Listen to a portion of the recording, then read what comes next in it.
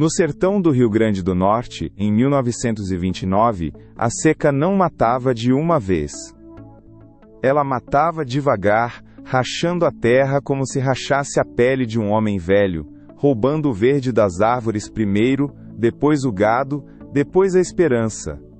E quando a esperança acabava, o que sobrava era a lei do mais forte.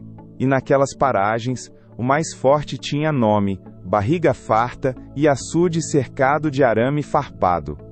Foi nesse chão queimado que um menino de 7 anos pegou uma cabaça vazia e foi buscar água. Ele não voltou do mesmo jeito que foi. O menino se chamava Zezinho. Era mudo de nascença, nunca tinha dito uma palavra sequer, mas os olhos dele falavam o que a boca não conseguia. E naquela tarde de agosto, esses olhos viram uma coisa que nenhuma criança deveria ver, e depois viram o fundo de um açude, com a cabaça ainda apertada na mão e o pulmão pedindo ar que não vinha. Agora, antes de eu te contar o que aconteceu naquele açude, preciso que você saiba 3 coisas que vão mudar o jeito que você escuta esse caos. A primeira, tem um velho nessa história. Um velho que fez uma escolha naquele dia que custou caro demais para ele, mas que anos depois ia receber de volta cada centavo desse preço. De um jeito que nem ele imaginava. A segunda, tem um homem que ainda não apareceu nesse caos, um homem que naquele exato momento estava a léguas de distância, sentado numa pedra do sertão da Bahia, sem saber que o nome dele já estava sendo sussurrado perto do açude da Lagoa Funda. Em poucos dias, esse homem ia aparecer de chapéu de couro e carabina na mão, e o coronel que jogou aquela criança na água ia entender o que é engolir o sertão inteiro. E a terceira coisa, essa é a que mais pesa, é que o coronel Tobias Marcelino Furtado não era o primeiro da família a tratar gente pobre como bicho. Tinha um segredo no passado dele que Lampião conhecia, e que você só vai entender quando a gente chegar lá no meio do caos. Mas tudo começa com uma criança muda, uma cabaça vazia e uma seca que não perdoava ninguém. Se você é do Nordeste, me diz aí nos comentários, de qual cidade você tá vendo esse caos. Quero saber de onde vem o pessoal que ainda guarda essas histórias no peito. Agora senta, porque esse caos é cumprido do jeito que caos de sertão tem que ser. A fazenda Lagoa Funda ficava num pedaço de chão que Deus parecia ter esquecido de molhar. Entre Mossoró e Pau dos Ferros, no sertão do Rio Grande do Norte, a terra era vermelha e rachada como o lábio de doente, e o sol descia em cima dela sem pedir licença desde antes do amanhecer. Em 1929, o inverno não tinha chegado pelo 2º ano seguido. As plantas que aguentaram o 1º ano não sobreviveram ao 2º. Os bodes que tinham aguentado as plantas secas não sobreviveram à ausência delas. E as famílias que tinham aguentado a morte do gado estavam agora na última margem, olhando para o fundo de um poço que não tinha fundo. Naquela região, a seca não era novidade. O sertanejo já nascia sabendo que o sol podia virar inimigo. Mas havia uma diferença entre a seca que Deus mandava e a seca que o homem esticava. E o coronel Tobias Marcelino Furtado era especialista em esticar. O açude da Lagoa Funda era antigo, cavado no tempo do pai do coronel, um homem de quem os mais velhos falavam baixo e de rabo de olho, como quem fala de assombração. O açude era fundo, bem represado, e mesmo no 2º ano de seca ainda guardava água suficiente para abastecer 3 comunidades. Mas o coronel havia mandado cercar a beira toda com arame farpado, logo no começo do 1º inverno que não veio, e postado 2 capangas armados na porteira de madeira grossa que ele mesmo mandou serrar. Seu Agenor era um desses capangas, homem de poucas palavras e nenhuma pena, que usava o chapéu sempre inclinado para cobrir uma orelha que não tinha mais. O outro era um tal de Zacarias, mais novo, mais nervoso, que segurava o rifle como quem tem medo de largar e medo de apertar ao mesmo tempo. Esses 2 eram a lei da porteira. E a lei era simples: quem quisesse água pagava. Em dinheiro. quando tinha. Em dia de serviço na roça, quando não tinha dinheiro. Em humilhação, nos dias em que o coronel acordava de mau humor, e o coronel acordava de mau humor com uma frequência que os moradores da região já tinham aprendido a medir pelo barulho das botas dele no assoalho de madeira da varanda. Dona Luzinete conhecia bem esse barulho. Ela lavava roupa para a casa grande 3 vezes por semana, carregando a trouxa na cabeça pelo caminho de terra batida que subia até a fazenda, e sabia distinguir o passo pesado do coronel bem-humorado do passo arrastado do coronel com o pavio aceso. Nos dias de pavio aceso, ela trabalhava olhando para o chão e respondia só o necessário. Luzinete era viúva desde que Zezinho tinha 2 anos. O marido, um vaqueiro chamado Raimundo Belo, tinha morrido de cobra, picada numa vaquejada, longe demais de qualquer remédio. Ela ficou com o menino, a casinha de taipa e uma dívida pequena com o armazém do coronel, que com os juros que o coronel aplicava nunca diminuía, só crescia. Zezinho tinha nascido mudo, não era surdo, ouvia tudo, entendia tudo, respondia com os olhos e com as mãos de um jeito que a mãe decifrava sem esforço.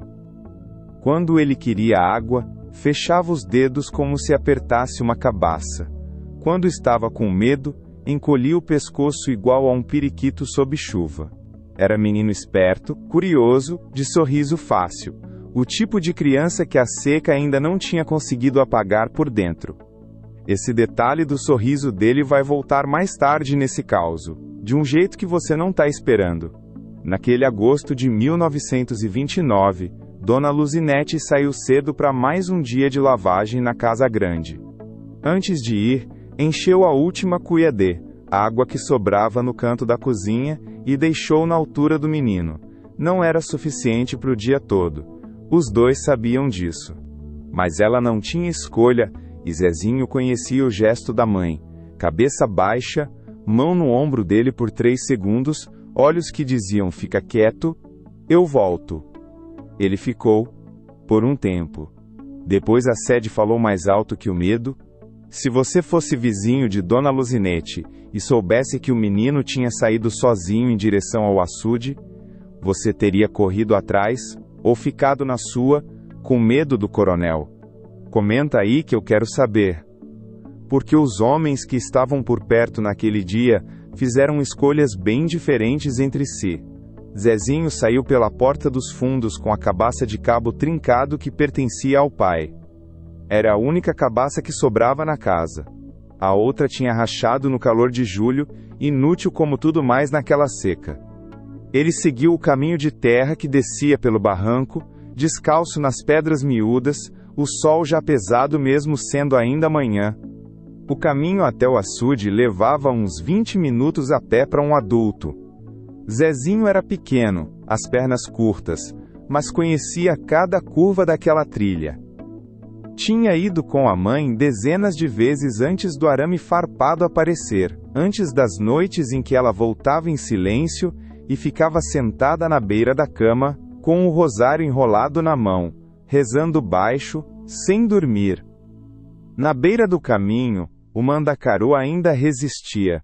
É da natureza do mandacaru aguentar o que nenhuma outra planta aguenta.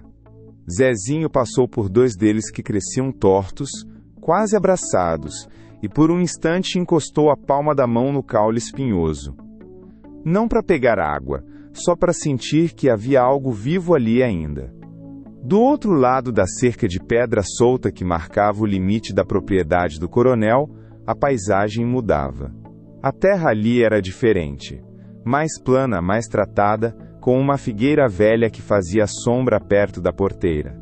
Embaixo da figueira, seu Agenor estava sentado num toco, o rifle apoiado no joelho, mascando fumo sem pressa. Zacarias estava de pé mais longe, olhando para o lado de cima da cerca, desatento. Seu Agenor conhecia Zezinho de vista. Sabia que era filho da lavadeira, sabia que era mudo. Tinha uma filha pequena em casa, numa outra vida que ele raramente lembrava quando estava de serviço. Naquele momento, ele olhou para o menino se aproximando com a cabaça e não disse nada, Só mastigou mais devagar o fumo e esperou. Zezinho chegou na porteira e fez o gesto que qualquer criança faria. Levantou a cabaça, apontou para o açude, olhou para o homem com aqueles olhos grandes e escuros que a mãe dizia que eram iguais aos do pai. Seu Agenor cuspiu no chão do lado. Sem dinheiro, sem água. Lei do dono. O menino não entendeu, ou entendeu, e não aceitou. Com Zezinho era difícil saber. Ele ficou parado um momento, depois tentou passar pela porteira de lado, como quem testa se o mundo tem uma brecha pequena o suficiente para ele. Foi nesse momento que o coronel Tobias Marcelino Furtado apareceu na varanda da Casa Grande lá em cima. Homem de 50 e poucos anos, barriga que esparramava sobre o cinto, chapéu de palha numa das mãos e copo de cachaça na outra, mesmo sendo de manhã. Tinha os olhos fundos, a testa larga e uma expressão de quem avaliava tudo ao redor como se estivesse calculando quanto cada coisa valia. Ele viu o menino na porteira. Viu o gesto de seu Agenor recusando.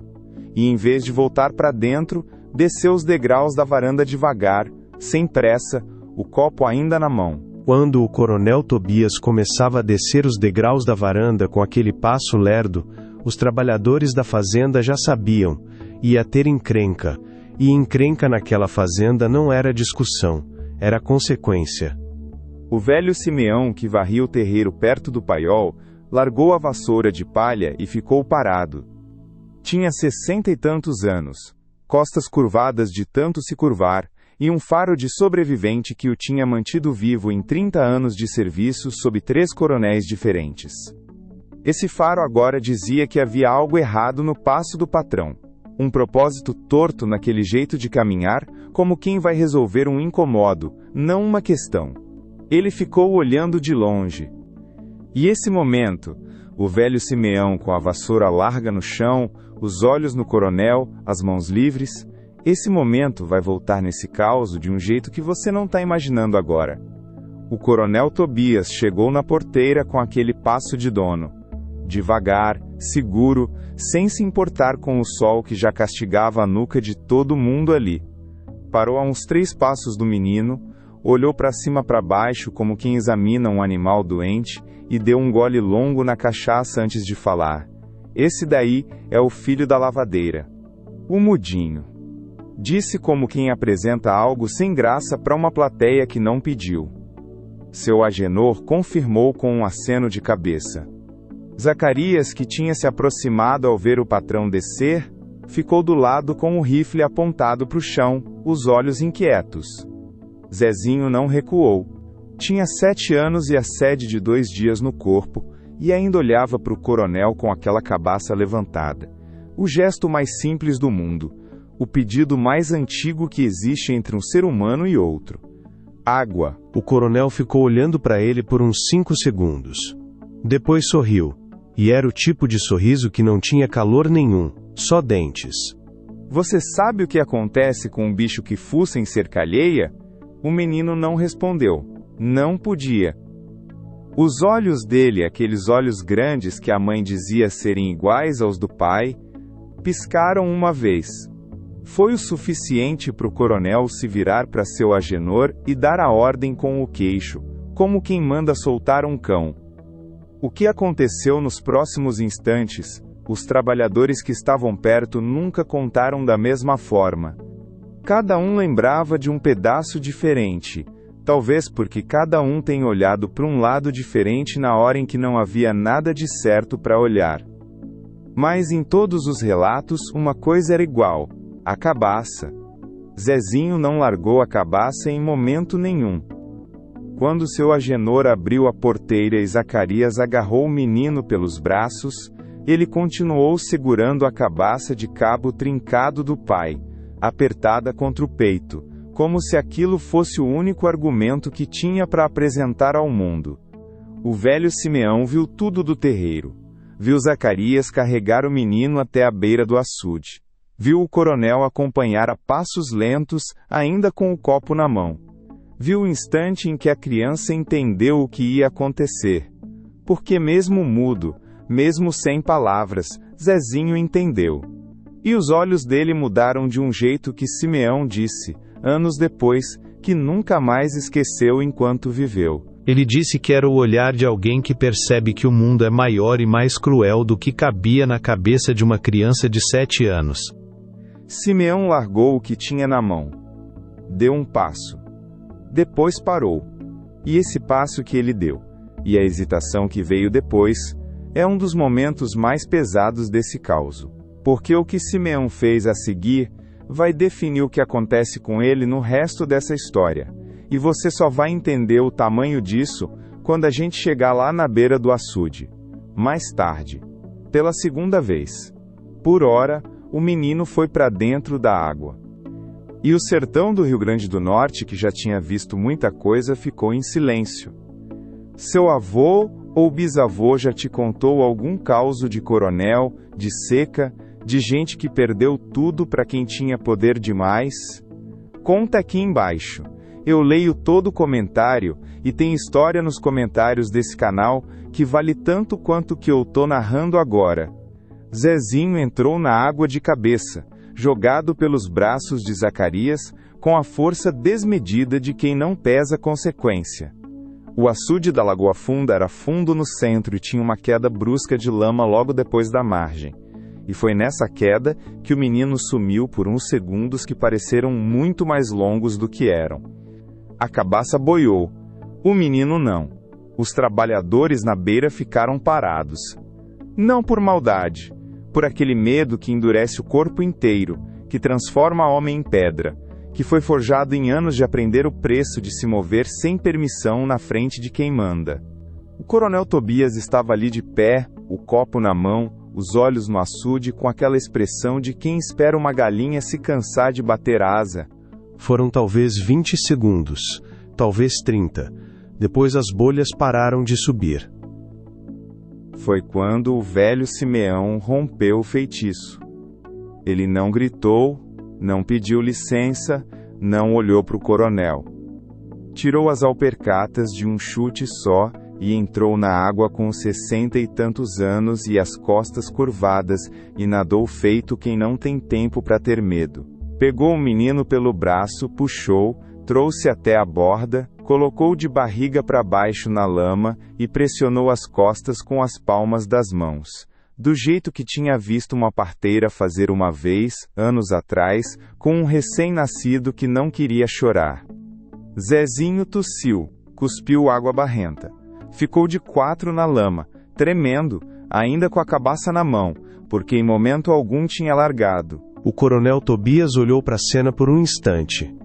Depois pousou o copo no mourão da porteira, devagar, e chamou seu Agenor com um aceno curto de dedo. O que foi dito naquele chamado ninguém presente registrou em voz alta.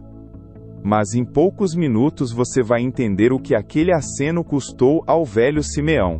O açoite foi na beira do açude mesmo, na frente de todos. Simeão não gritou nas primeiras, era homem de carne grossa e silêncio mais grosso ainda. Nas últimas, deixou escapar um som que não era bem grito, era mais o barulho que o ar faz quando sai de um fole furado. Zezinho, ainda de 4 na lama, não pôde fechar os ouvidos.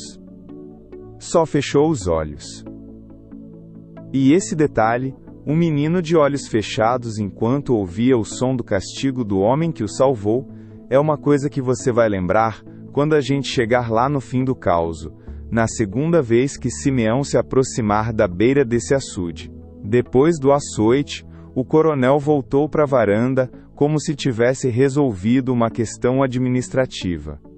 Mandou avisar Dona Luzinete que estava dispensada, sem pagamento pelo mês, sem roupa que não fosse a do corpo, sem a menor cerimônia. Ela chegou correndo quando soube, os pés descalços na pedra quente, e encontrou o filho sentado na sombra do mandacaru de fora da cerca, ainda tremendo, ainda abraçado à cabaça do pai.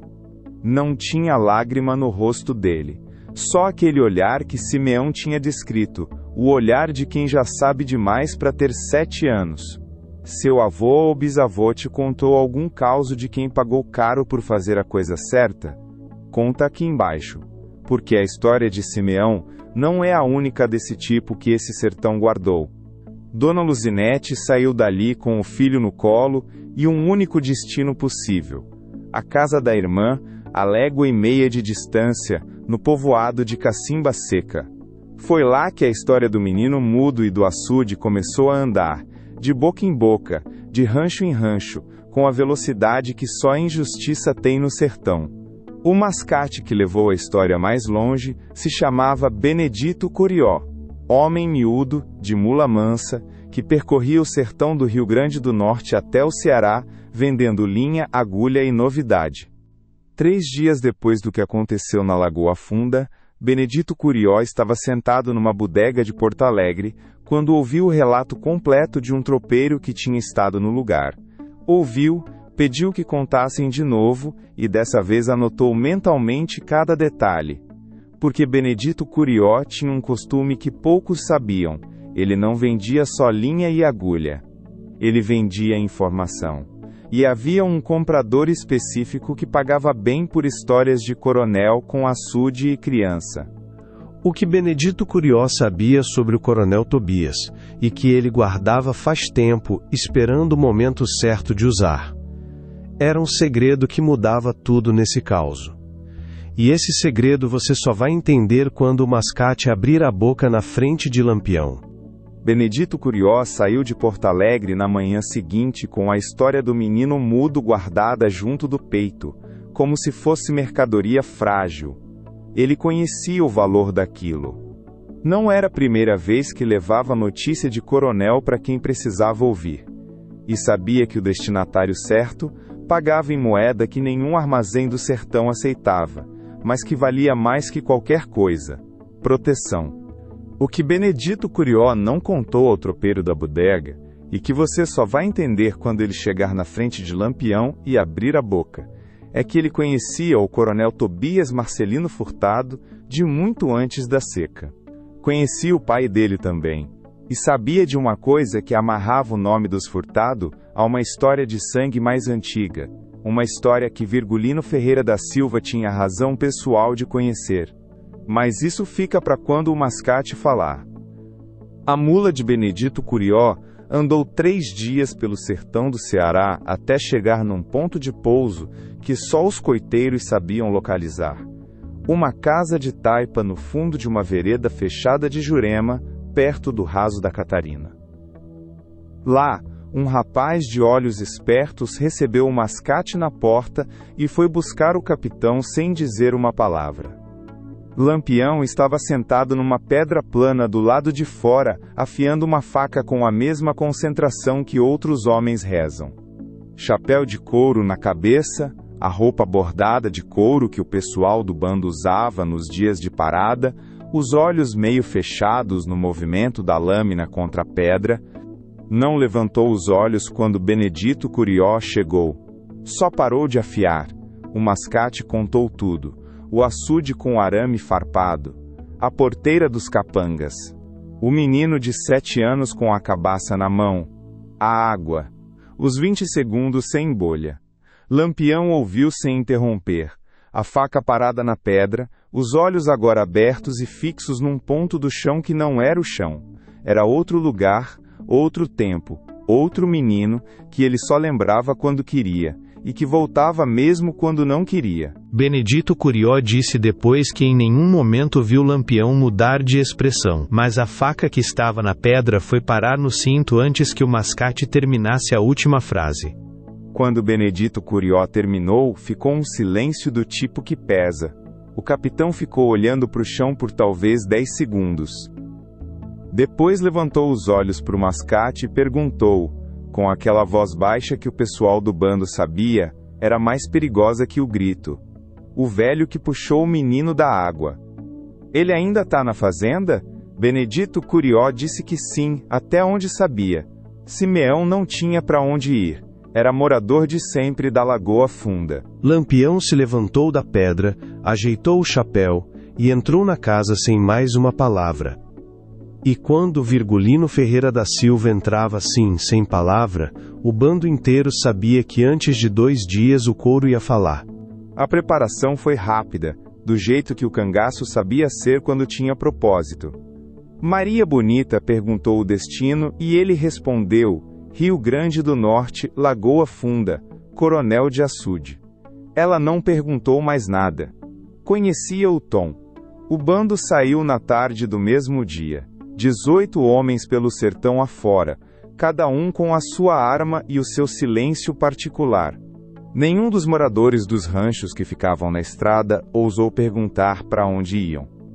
Mas todos que viram aquele grupo de chapéu de couro passar na poeira do fim de tarde, souberam, com a certeza que o sertão ensina, que alguém ia pagar uma conta que estava vencida. Você já ouviu falar de algum coronel que cobrou pedágio de água em seca assim na sua família ou na sua região? Me conta aqui nos comentários. Esse sertão tem história em cada canto, e eu quero ouvir a sua.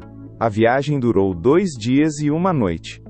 Na primeira parada, num rancho de coiteiro chamado Expedito Gavião, Lampião ficou acordado depois que todos dormiram, sentado no batente da porta, olhando o céu sem nuvem daquele sertão, que não via chuva faz 2 anos. Alguém que tivesse perto naquela hora, e ninguém estava, teria ouvido ele resmungar qualquer coisa com os lábios quase fechados, muito baixo, do jeito que homem fala quando não quer nem que ele mesmo ouça. Ninguém ouviu, mas o coiteiro Expedito disse que de manhã, o batente onde o capitão tinha sentado, estava marcado pelas unhas, fundas na madeira mole, como de quem apertou muito tempo sem perceber.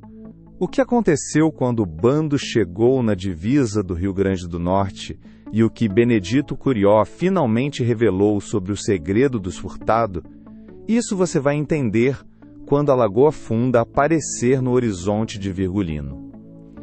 E a noite que se seguiu vai mostrar que Lampião não foi só para fazer justiça.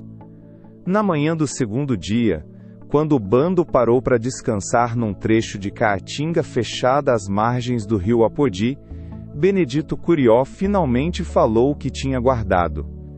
Ele pediu para falar só com o capitão. Lampião fez sinal para os outros recuarem. O mascate então tirou do bornal um pedaço de papel dobrado, velho, com a tinta já desbotada, e colocou na mão de Virgulino. Era uma lista de nomes. 6 no total. E no topo, escrito com letra caprichada de quem aprendeu em escola boa, o nome Marcelino Furtado, pai do coronel Tobias. Lampião leu devagar. Releu. E quando ergueu os olhos para o mascate, já não havia a frieza de antes. Havia outra coisa, mais velha, mais funda. De onde você tirou isso? Benedito Curió respondeu baixo. Era uma lista de devedores que o velho Marcelino Furtado queimou quando o dono morreu.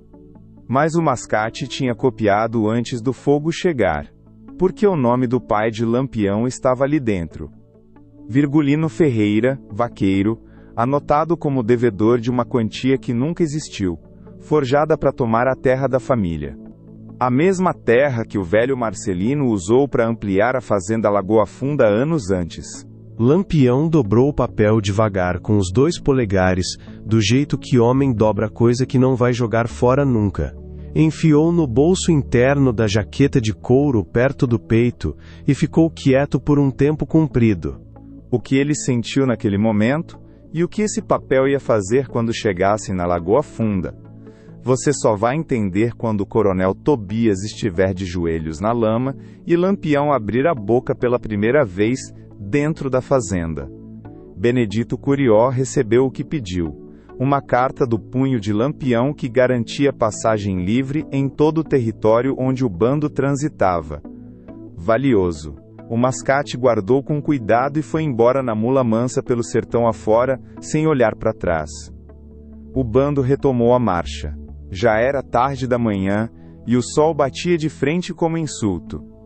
Nenhum homem reclamou. Quando o capitão andava naquele silêncio, ninguém abria a boca para nada que não fosse necessário. Ao cair da tarde, a Lagoa Funda apareceu no horizonte, não a água, que estava escondida atrás da vegetação baixa, mas a casa grande, clara, com a telha colonial avermelhada refletindo o fim de tarde. Daquela distância parecia uma coisa normal. Parecia até bonita. De longe, que é exatamente como a injustiça costuma parecer, quando você não chegou perto o suficiente para cheirar. Já passou por algum lugar que parecia normal por fora e por dentro era outra coisa? Conta aqui nos comentários. O sertão tem muitos endereços assim. Lampião mandou o bando parar na sombra de um paredão de pedra a uns 500 metros da cerca. Chamou Zé Baiano e Elias Carapina, os dois que conheciam melhor o movimento de fazenda, e traçou com eles o esquema de chegada. Silêncio total, sem tiro enquanto não houvesse resistência, capangas desarmados sem ferimento, se obedecessem sem movimento brusco. Elias Carapina perguntou o que faziam com o coronel. Lampião respondeu com 3 palavras que o bando não esqueceu, porque eram palavras que ele raramente usava juntas. E esse trio de palavras você vai ouvir da boca dele quando a porta da casa grande abrir e o coronel Tobias estiver do outro lado. A noite caiu rápida, do jeito que cai no sertão quando não há nuvem para segurar a luz. 18 homens de chapéu de couro se espalharam pelo perímetro da fazenda Lagoa Funda, sem fazer mais barulho que o vento fazia nas folhas do umbuzeiro da cerca. E o coronel Tobias Marcelino Furtado dormia o sono de quem nunca imaginou que a conta podia ser apresentada assim, no escuro, pelos pés descalços da Justiça do Sertão. A porta da casa grande abriu por dentro.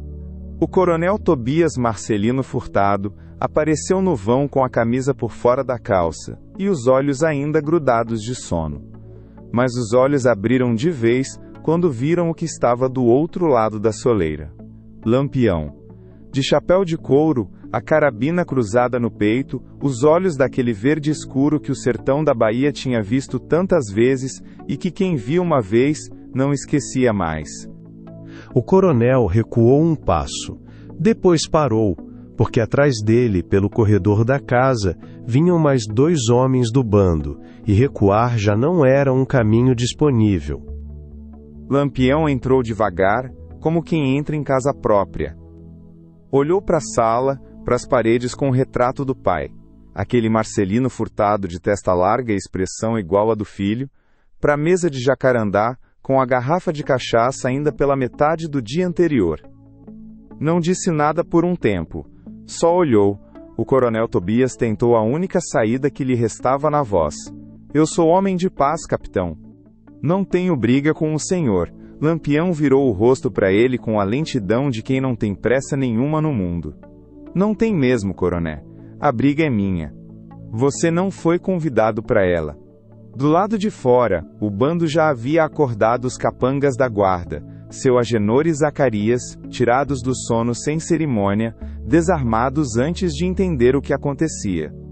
Os 2 foram levados para junto de um ipê velho no terreiro, mãos amarradas atrás, sem brutalidade desnecessária e sem nenhuma gentileza também.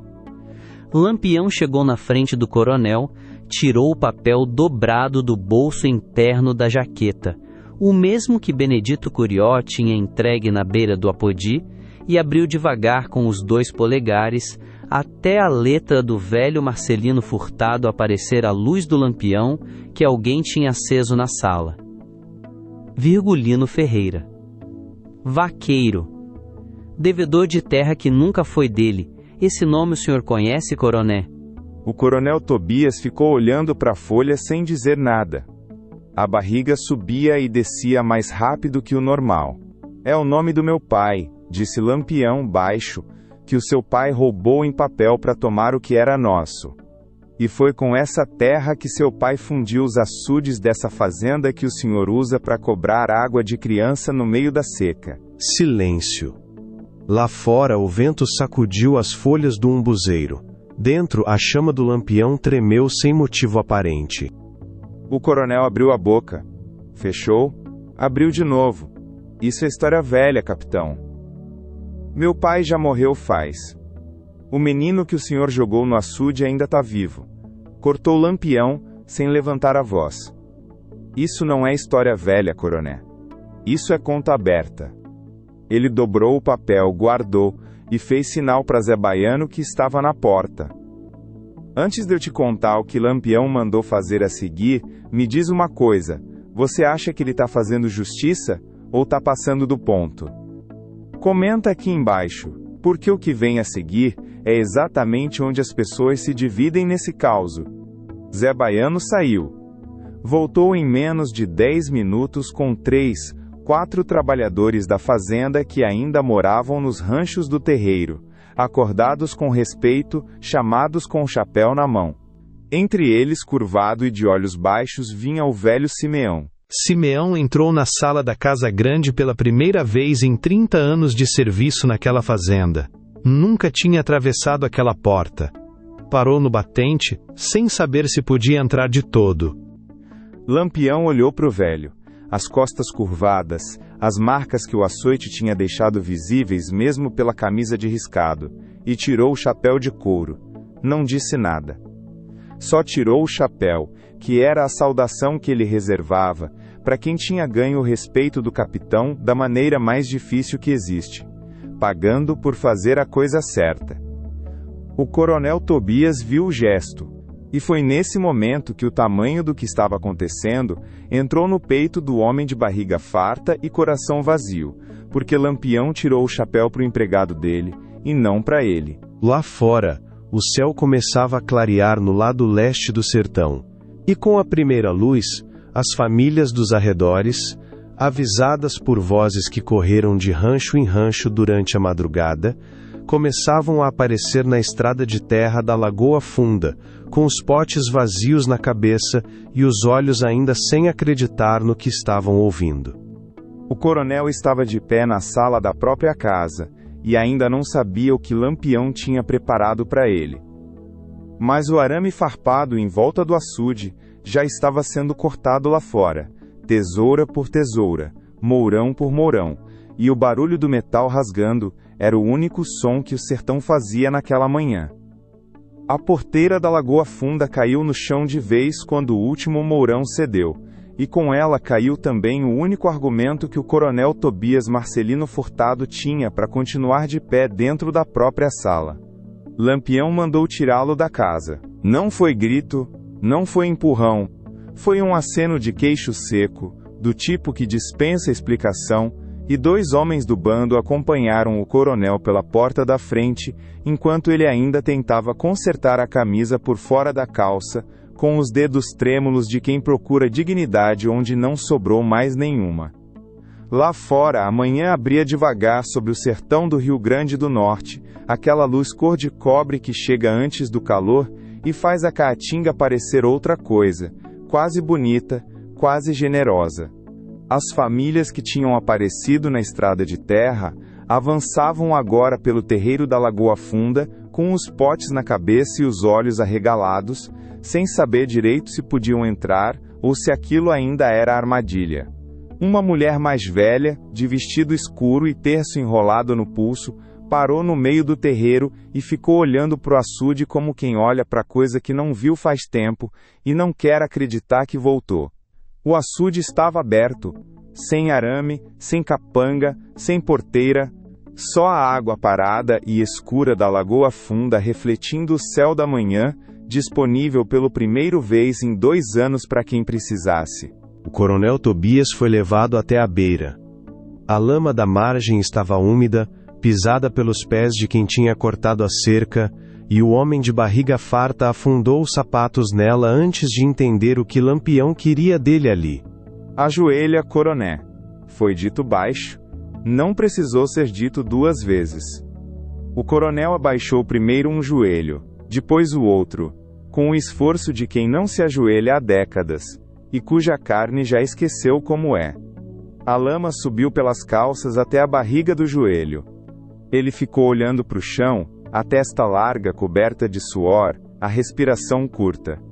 As famílias chegavam e paravam.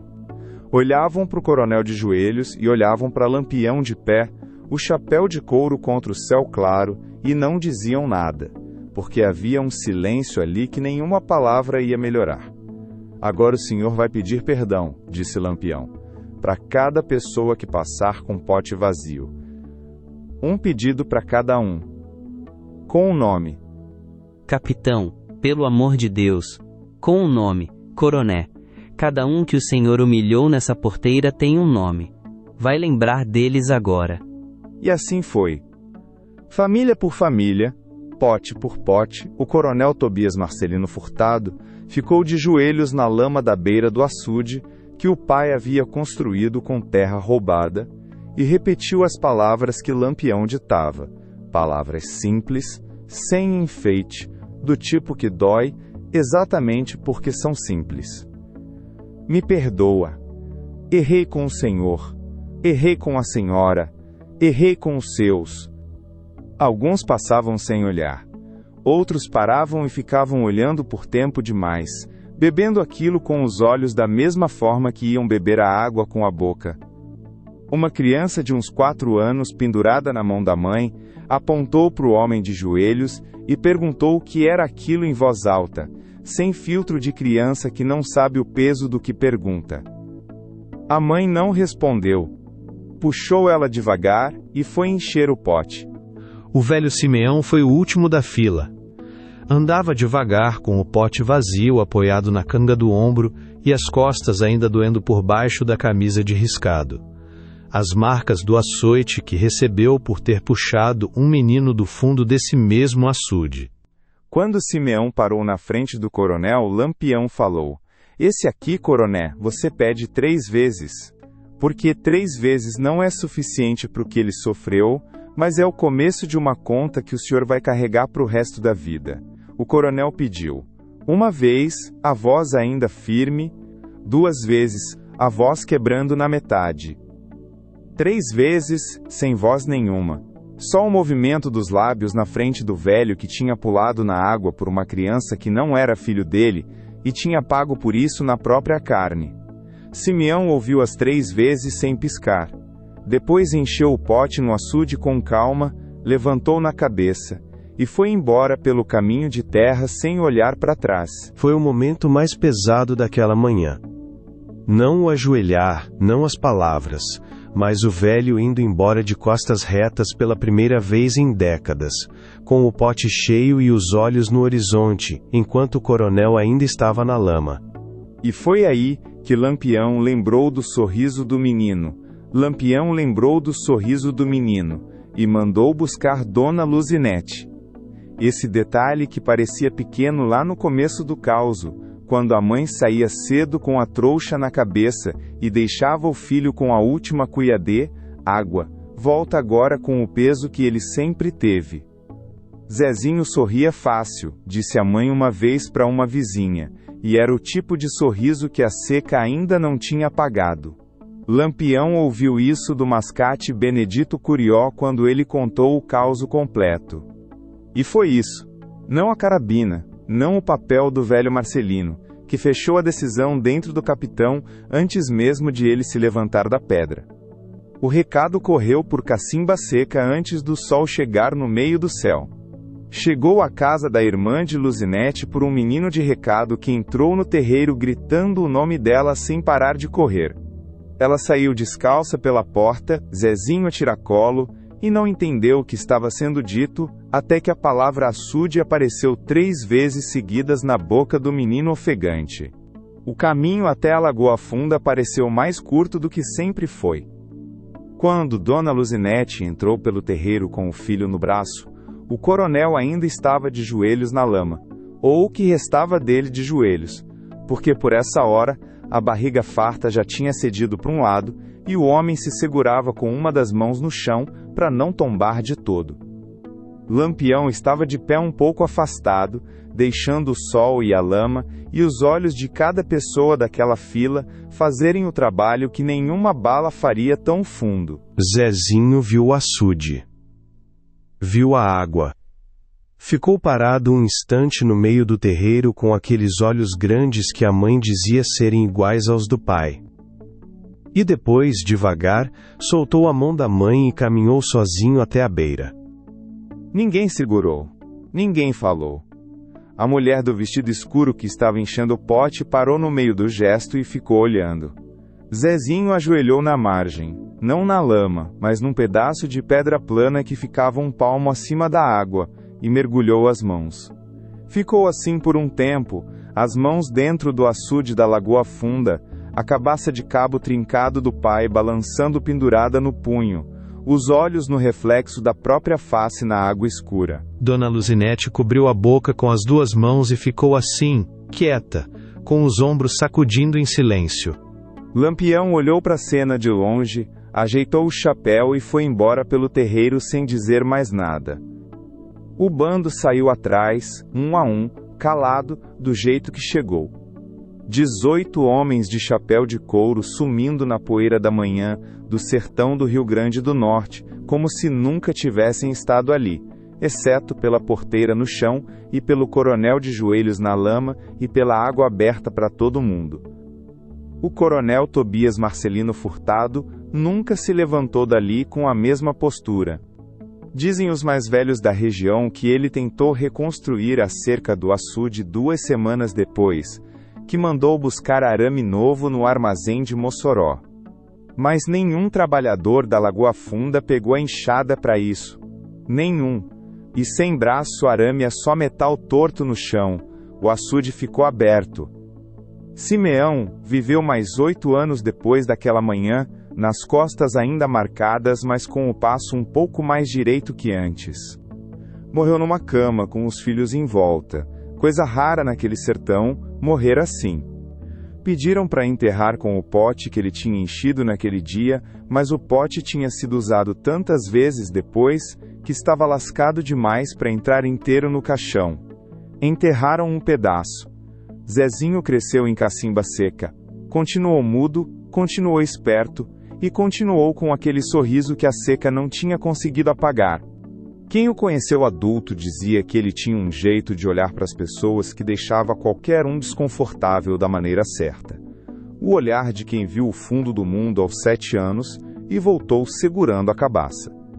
E aquela cabaça de cabo trincado, que pertenceu ao pai que esteve no fundo do açude da Lagoa Funda e voltou à superfície com o menino. Essa cabaça ficou pendurada na parede da casa de Zezinho até o dia em que ele morreu velho, num outro século, num mundo que já nem sabia o nome de Lampião direito. Mas o sertão sabia. O sertão sempre sabe. É o tipo de coisa que não some com o tempo. A história de quando a justiça chegou descalça de madrugada, sem aviso, e fez um homem poderoso engolir cada palmo do chão que ele achava que era dele, por direito divino. Naquele agosto de 1929, na beira de um açude do sertão potiguar, Virgulino Ferreira da Silva não fez discurso. Não pregou lição. Só abriu a porteira, colocou o orgulho de um coronel na lama e foi embora deixando a água correr. Às vezes é isso que justiça parece, quando aparece de verdade. Uma porteira caída no chão, e o barulho da água chegando onde sempre deveria ter chegado. Se esse caos entrou no seu peito igual água em terra seca, deixe o joinha aí embaixo. É o único pagamento que eu recebo para vir contar outro, e eu aceito com as 2 mãos. Aperta no sino também, porque todo domingo tem caos novo do sertão aqui no canal, e quem não é inscrito perde na hora que a notificação vai. Esse sertão tem história que enche canal por anos, e a gente tá só começando. Agora me faz um favor, manda esse vídeo pro seu pai, pro seu avô, pro seu tio que conhece causo de cangaço, e que sabe o peso de um nome como Lampião dito do jeito certo. Esse tipo de história não foi feita para morrer na tela de uma pessoa só. E aqui embaixo nos comentários, eu quero saber, você já ouviu falar do coronel Tobias Marcelino Furtado, dessa história da Lagoa Funda, ou de algum coronel parecido na sua região? Me conta, porque às vezes a história real tá no comentário, não no vídeo. Semana que vem tem outro causo, desses que o diabo escutou e tomou nota, antes de sair correndo. O sertão não esquece. E enquanto